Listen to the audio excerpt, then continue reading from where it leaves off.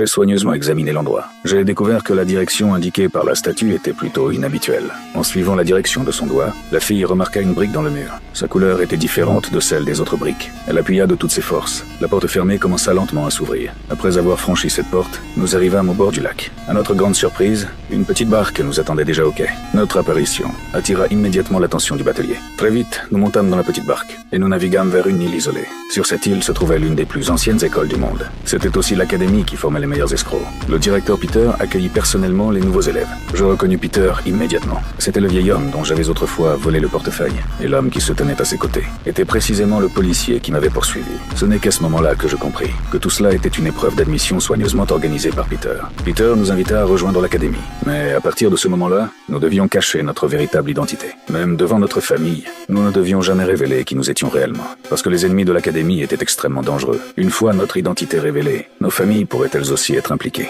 Mais je refusai l'invitation de Peter, parce que je ne pouvais pas abandonner ma grand-mère. Je n'étais venu ici que pour récupérer ma pièce porte-bonheur. Peter fut très déçu par ma décision, mais il me rendit tout de même la pièce. Il me rappela que la forêt devenait extrêmement dangereuse la nuit. Si je voulais partir, je devais attendre le lever du jour. Peter pensait qu'une seule nuit suffirait à me faire changer d'avis, mais je restais fermement décidé. Le lendemain, l'académie organisa une compétition appelée la Coupe de la Carte. Le nom du vainqueur serait gravé sur le trophée. La première épreuve était un défi de tir à l'arc spécialement préparé pour les nouveaux élèves. Chaque participant devait utiliser une flèche portant son propre nom pour tirer sur un vieux chêne. Celui qui tirerait le plus près du centre serait le vainqueur. Chacun n'avait droit qu'à 2 tentatives. La fille de Peter faisait également partie des nouveaux élèves. Ces 2 flèches tombèrent très près du centre. Quant aux miennes, elles ratèrent complètement la cible. Léo n'avait jamais utilisé un arc auparavant, mais il réussit tout de même à tirer très près du centre.